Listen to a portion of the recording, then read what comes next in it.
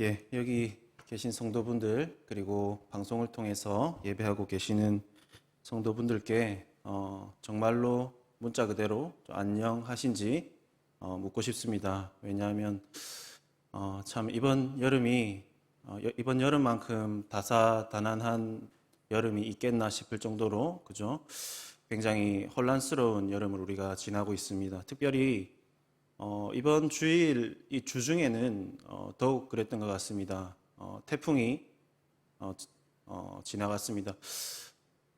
굉장히 다행스러운 것은 비켜 지나갔지만 그래도 우리가 겨우 다행이다라고 생각했는데 주중에 또 태풍이 더 강력한 것이 온다고 합니다.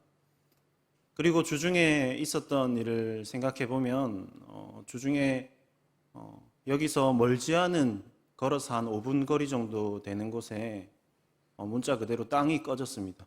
예, 땅이 완전히 꺼지고 커다란 싱크홀이 생기는 바람에 뉴스에도 크게 보도가 되었습니다. 그 길이 굉장히 저에게는 익숙한 길입니다. 정말로 자주 오고 가는 길인데 뒤에 자전거 뒤에 우리 딸을 태워가지고 정말로 어린이집을 등원하면서 오고 가는 그런 길이 그렇게 꺼지는 모습을 보면서 참 심장이 철렁했습니다. 내가 전혀 알지 못하는 어떤 장소를 뉴스로 보는 것과는 좀 차원이 달랐다고 할 수 있죠. 그리고 잘 아시는 것처럼 우리가 어찌할 수 없는 일을 지금 우리가 겪고 있습니다. 이 바이러스 때문에 도대체 이게 언제 끝날까? 아니 끝나기는 하는 것인가 하는 그런 염려와 두려움을 우리에게 계속해서 주고 있는데 참 그런 것 같습니다. 우리가 어찌 할 수 없는 일들이 너무나도 많이 일어나고 있는 것 같습니다. 바이러스에 대해서 저 자신은 굉장히 태어나려고 굉장히 애를 많이 써왔습니다. 그런데 주중에 제가 밤에 꿈을 꾸는데 제가 코로나 바이러스에 걸린 겁니다. 태어나려고 애를 썼지만 제 안에도 어떠한 스트레스와 염려가 있다는 것이 그렇게 드러났다고 저는 생각합니다. 이렇게 예측할 수 없는 불안정한 환경 속에서 우리가 살아가고 있습니다. 무엇이 우리를 불안하게 하고 염려하게 합니까? 예측할 수 없고 내가 통제할 수 없는 그런 것들이 우리를 불안하게 하고 염려하게 합니다. 그런데 성경에서 우리에게 굉장히 자주 하는 이야기가 있습니다. 염려하지 말라는 것입니다. 그것도 너는 절대로 염려하지 말라는 명령문이 대다수입니다. 그래서 저희 마음속에는 그리스도인은 염려해서는 안 된다. 그러한 생각이 바위처럼 제 마음속에 자리 잡고 있었습니다. 그래서 염려가 생길 때 제 안에는 이런 소리가 들리는 것 같았습니다. 너의 믿음이 아주 작구나. 아니, 네가 믿음이 있기는 한 것이냐라는 마음의 소리입니다. 그리스도인은 염려해서는 안 된다는 이런 생각들이 저에게 도움이 되었을까요? 아니요, 아무런 도움이 되지 않았습니다. 차라리 흔히 우리가 이야기하는 것처럼 긍정적으로 생각하자라든지 어떻게든 되겠지라는 생각이 오히려 염려에 더 도움이 되었을 겁니다. 지금도 많은 그리스도인들이 그리스도인은 염려하면 안 된다라는 오해 때문에 겪지 않아도 될 죄책감을 겪고 있다고 생각합니다. 먼저 제가 분명하게 말씀드리고 싶은 것은 그리스도인도 염려한다는 것입니다. 그리스도인도 계속해서 염려와 싸웁니다. 무려 예수님께서도 염려와 싸우셨습니다. 겟세마네 동산에서 예수님을 한번 떠올려 보시길 바랍니다. 예수님께서는 이 잔을 지나가게 해달라고 3번이나 기도하셨습니다.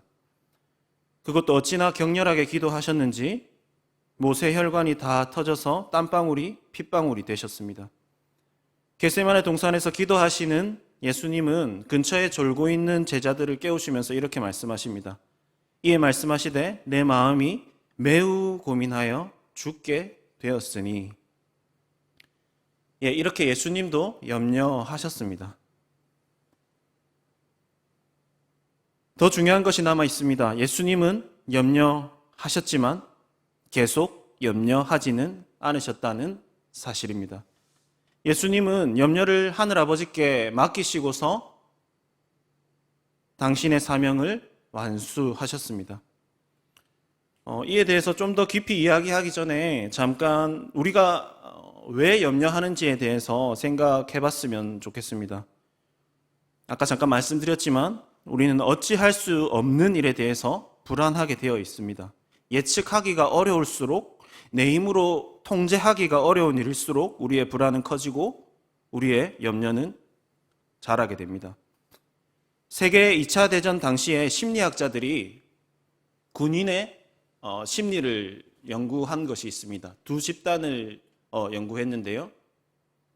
이 두 집단은 두 집단 중에 한 집단은 지상군입니다. 지상군. 말 그대로 땅에서 싸우는 병사들이었습니다. 또 한 집단은 하늘에서 싸우는 전투기 조종사들입니다. 이 두 집단은 60일이라는 아주 긴 시간 동안 동일하게 전투를 치릅니다. 그렇게 전투가 끝났을 때 그들의 정서 상태를 진단한 그 결과가 참으로 신기합니다. 한 집단의 정서적인 진단은 거의 사망 상태였습니다. 그런데 신기하게도 다른 한 집단은 상대적으로 매우 안정적이고 정서적인 평온함을 유지했습니다. 한번 맞추어 보시기 바랍니다.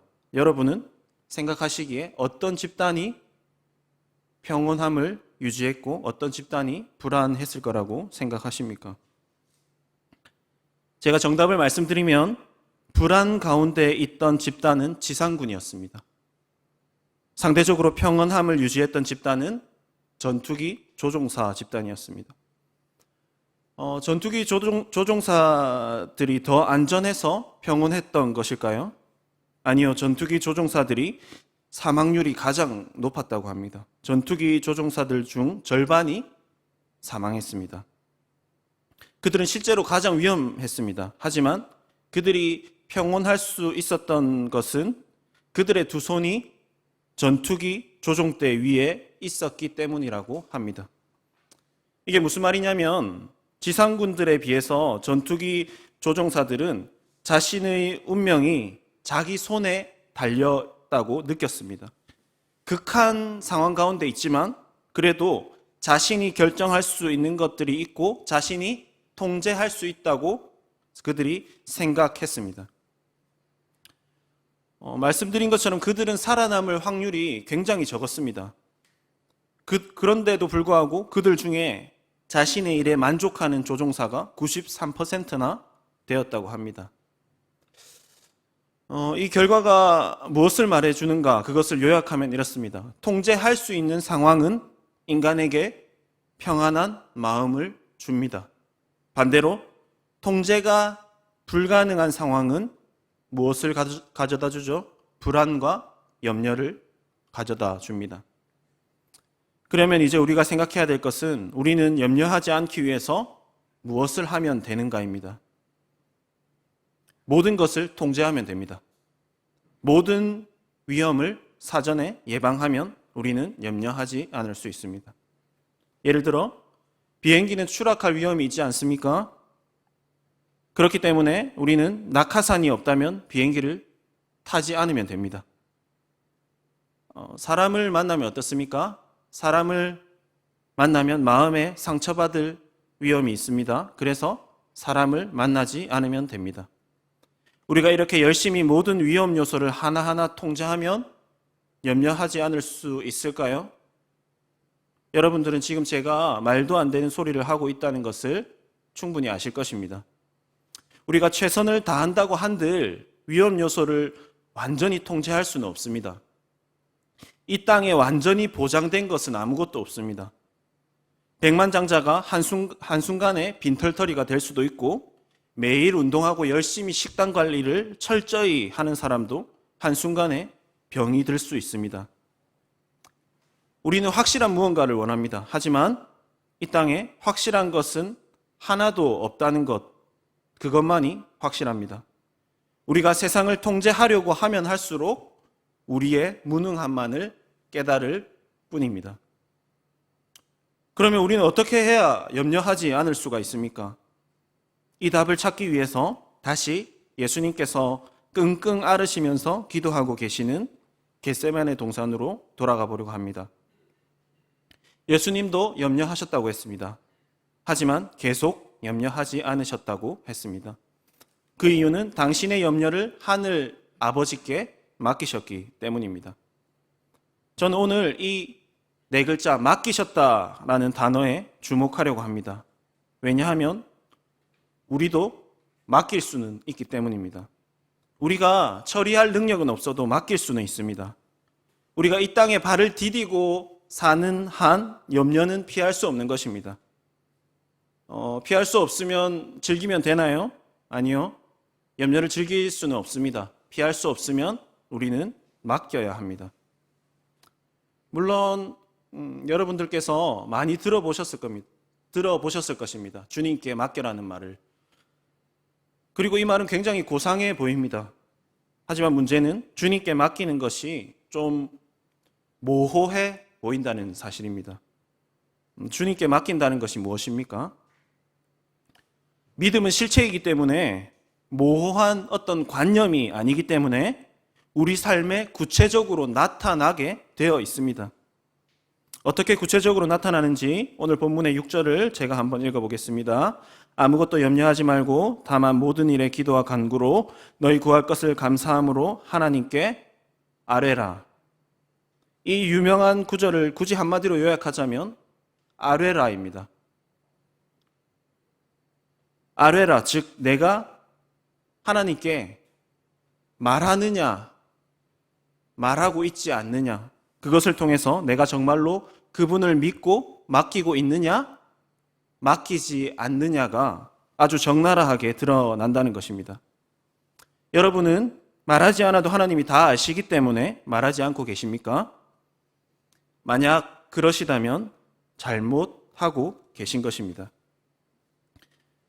말하는 것이 맡기는 것입니다. 우리는 주님께 말해야 합니다. 그것도 아주 구체적으로 말해야 합니다. 구체적으로 말한다는 것은 진지하다는 뜻입니다. 다시 한번 말씀드립니다. 구체적으로 말한다는 것은 진지하다는 뜻입니다.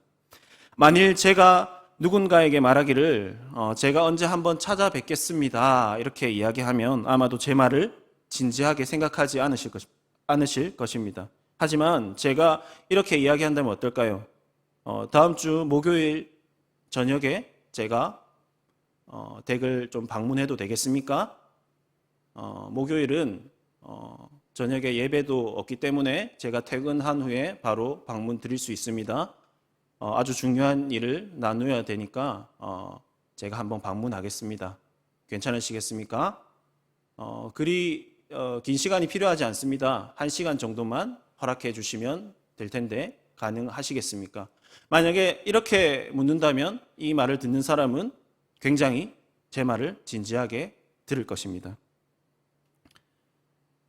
하나님도 우리의 구체적인 기도를 들으십니다. 물론 하나님은 우리가 말하지 않아도 다 아십니다. 하지만 우리가 구체적으로 기도할 때 하나님은 우리가 정말로 진지한 것을 아실 것입니다.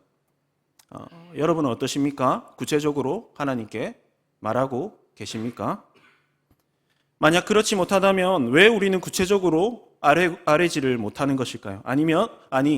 왜 아뢰지 않는 것일까요? 저는 그 이유에 대해서 우리가 하나님을 잘 몰라서라고 말씀을 드리고 싶습니다. 우리는 하나님을 믿습니다. 그런데 하나님을 잘 모를 수가 있습니다. 다시 한번 말씀드립니다. 우리는 하나님을 믿습니다. 하나님을 믿고 그래서 이렇게 하나님 앞에 나와 예배하고 있습니다. 하지만 하나님을 잘 모를 수 있습니다. 여기 아버지에 대해서 잘 모르는 9살쯤 되는 한 아이가 있습니다. 이 아이가 다리를 접지른 것 같습니다.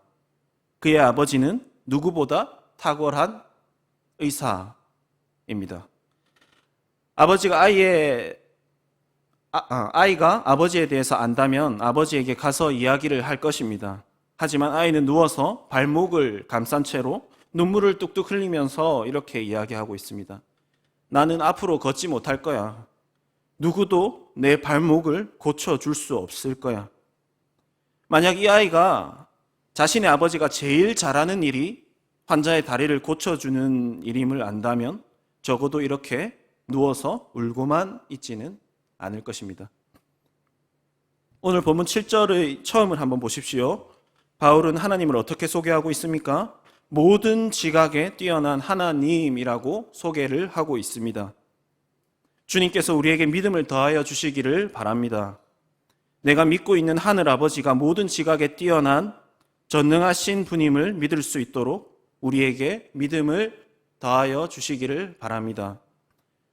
우리가 하늘 아버지에 대해서 안다면 우리의 염려와 우리의 짐을 기꺼이 맡겨 드릴 것입니다. 우리가 하늘 아버지에 대해서 아는 만큼 우리의 염려의 크기는 분명히 작아질 것입니다. 우리는 눈앞에 있는 것이 너무나 커 보일 때가 많습니다. 저의 학창시절을 생각해 보면 딱 그랬습니다. 적어도 중학교 때부터 계속해서 들어온 말이 너 지금부터 공부 열심히 해야지 나중에 고생 안 한다. 지금부터 열심히 해야지 수능 시험 잘 칠 수 있다. 이것이었습니다. 그리고 중학교를 졸업하고 고등학생이 되고서는 내용이 좀 더 과격해집니다.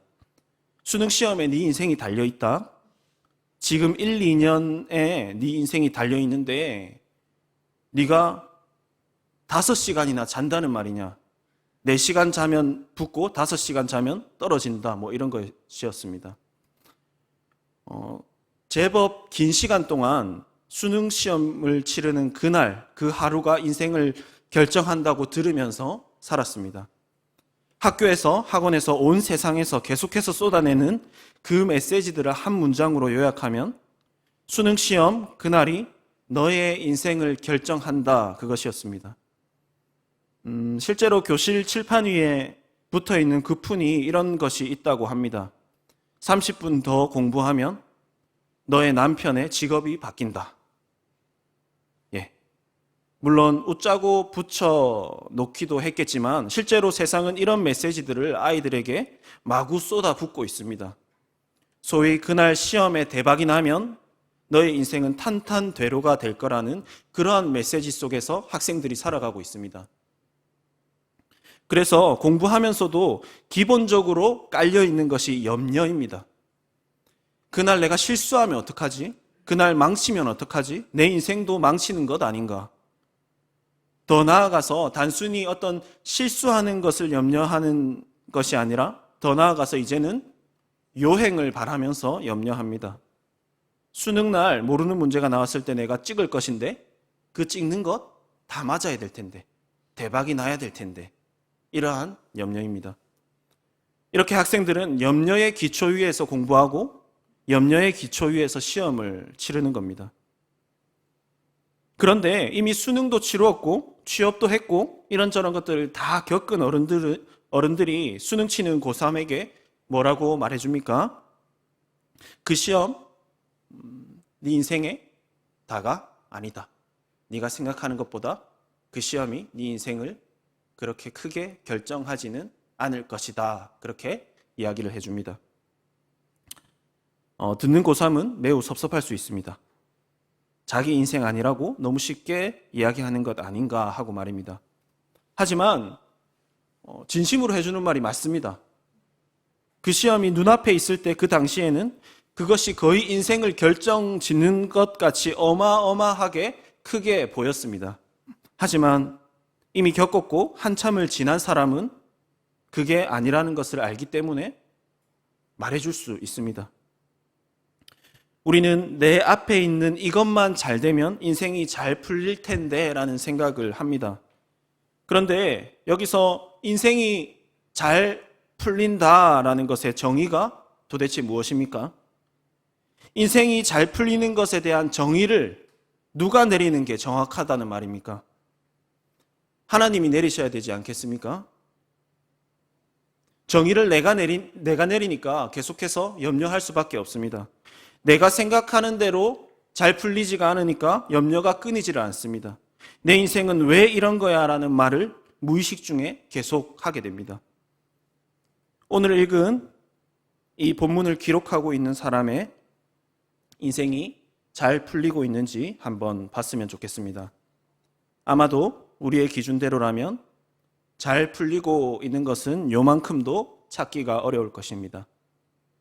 2000년 전으로 거슬러 올라가서 로마 감옥에서 창밖을 내다보고 있는 노인을 한번 상상해 보시기 바랍니다. 바울은 60살쯤 되었습니다. 30년간을 그리스도인으로 살면서 정말 많은 곳을 돌아다니면서 많은 수고를 했습니다. 그의 등은 굽어 있고 뼈 마디마디가 이곳저곳 뒤틀려 있습니다. 수천 킬로를 걷고 또 걸었던 그의 무릎과 발목은 다 닳아 있습니다. 매를 맞아서 이곳저곳 흉터가 거미줄처럼 퍼져 있습니다. 그의 시력은 글자를 알아보기 힘들 정도입니다. 그가 지금 먹고 자며 지내는 곳은 덥고 축축한 감옥입니다. 그리고 앞으로 그를 기다리고 있는 것은 결과가 좋을 리 없는 재판입니다. 그에게 들려오는 소식은 몸과 마음을 자신이 바쳐서 개척한 그 교회들의 소식인데 성도들 간에 파가 나뉘어서 싸우고 있다는 소식입니다. 자신을 미워하는 자들에 대한 소식입니다. 인생이 잘 풀린다는 말을 우리의 기준으로 정의한다면 바울은 정말 지독히도 안 풀리는 인생의 한가운데 분명하게 서 있습니다. 매일 염려하면서 밤을 꼴딱 지새워도 전혀 이상할 것이 없는 그런 상황의 가운데에 서 있습니다. 하지만 빌립보서를 보십시오. 바울은 우리에게 이렇게 말하는 것 같습니다. 여러분, 저의 인생은 아주 잘 풀리고 있습니다. 그래서 지금 나오는 매우 기쁩니다. 앞으로도 이렇게 내 인생이 잘 풀리도록 기도해 주십시오. 그동안 바울이 너무 고생해서 바울이 미친 것일까요? 아니요. 바울은 누구보다 정상입니다. 바울은 정말로 기뻐하고 있습니다. 그가 왜 기뻐하고 있습니까? 그가 왜 자신의 인생을 잘 풀린다고 말할 수 있는 것입니까? 인생이 잘 풀린다고 했을 때 바울이 내린 정의는 내 인생이 주님의 뜻 안에 있는가 그것이었습니다. 다시 한번 말씀드립니다. 내 인생이 지금 그리고 앞으로 주님의 뜻 안에 있는가 이것이 바울이 생각하는 인생이 잘 풀리고 있다의 정의였습니다. 오늘 본문 6절에서 기뻐하라, 항상 기뻐하라 앞에 있는 네 글자를 한번 보십시오. 무엇입니까? 주 안에서. 바울은 지금 내가 주님의 뜻 안에 있기 때문에 그것 때문에 내 인생이 잘 풀리고 있다고 말하고 있습니다. 앞으로의 인생도 내가 예측할 수 없고 통제할 수 없는 것들로 가득할 것이 분명합니다. 하지만 해결할 수 없는 그 짐들을 주님께 맡겼기 때문에 내가 주 안에서 가볍고 내가 기쁘고 기쁘다고 말을 하고 있는 것입니다. 주 안에서라는 이 네 글자가 기뻐하라는 말 앞에 있는 것은 굉장히 중요한 의미를 가집니다. 여러분들은 많이들 아실 겁니다. 사형리라는 노란색 전도지를 많이들 아실 겁니다. 전도지의 후반부를 보면 기관차 그림이 나옵니다. 그림을 보면 기관차의 제일 앞에 있는 칸에는 두 글자 사실이라는 글자가 적혀 있습니다. 그리고 이 사실이라는 칸이 뒤에 있는 칸들을 이끌어주는데 그 뒤에는 차례로 믿음이라는 칸과 감정이라는 칸이 따라옵니다. 제일 앞에 있는 이 사실이라는 칸은 다른 말로 진리라고 바꾸어 말할 수 있습니다. 진리의 칸입니다. 제일 앞에 있는 이 진리의 칸을 통해서 우리에게 그 다음 뒤에 뭐죠? 믿음이 생깁니다. 그리고 이 믿음으로 인해서 믿음 때문에 우리에게 기쁨의 감정과 평안의 감정과 감사하는 감정이 따라옵니다. 결국에 제일 앞에 있는 이 진리가 우리에게 기쁨과 평안을 가져다 준다는 것입니다. 감정도, 진짜 감정은 이 진리에 따라오는 감정인 것을 우리가 분명히 알아야 합니다. 무엇이 사실이고 무엇이 진리입니까? 바울의 기관차 제일 앞에는, 제일 앞칸에는 내가 하나님의 섭리와 뜻 안에 있다는 그 사실, 그 진리. 그래서 지금도 그리고 앞으로도 내가 가장 선하게 실제로 인도될 것이라는 그 사실이 있습니다. 이 사실이 바울의 모든 삶을 이끄는 동력이 되었습니다. 진리가 삶의 제일 앞칸에서 나머지를 이끄는 한, 지금 있는 곳이 축축한 감옥이든 재판을 앞두고 있든 누가 나를 미워하든 간에 앞으로 나가는 데는 문제가 되지 않습니다. 물론 우리가 살아가면서 뒤에 있는 칸들이 무거워질 수가 있습니다. 우리의 상황이 무거워지고 우리의 감정이 어려워질 수 있습니다. 기관차가 앞으로 나아가는데 잠깐 지체되는 것처럼 느껴질 수 있습니다. 하지만 진리가 가진 이 동력보다 힘이 센 것은 아무것도 없습니다. 그렇기 때문에 진리가 결국에 삶을 앞으로 나아가게 하는 것입니다. 지금 여러분의 마음에 이 진리의 기관차를 분명하게 그려놓으신다면 앞으로 여러분의 여정에 정말로 큰 도움이 될 거라고 확신합니다. 내 삶의 기관차 제일 앞에 나의 지금 상황이나 감정이나 염려나 그런 것들을 두지 마십시오. 모든 지각에 뛰어난 하늘 아버지께서 과거부터 지금까지 나를 선하게 인도해 오셨다는 그 사실, 그리고 앞으로도 선하게 인도해 나갈 것이라는 그 사실을 내 인생의 기관차 제일 앞에 두십시오. 이 진리가 우리의 삶 전체를 이끌어 간다면 우리의 염려의 크기는 줄어들고 기쁨의 크기는 커질 것입니다. 진리가 주는 진짜 평안을 누리며 사시는 저와 여러분 되시기를 간절히 바랍니다. 우리 다 같이 일어나셔서 함께 찬양하겠습니다.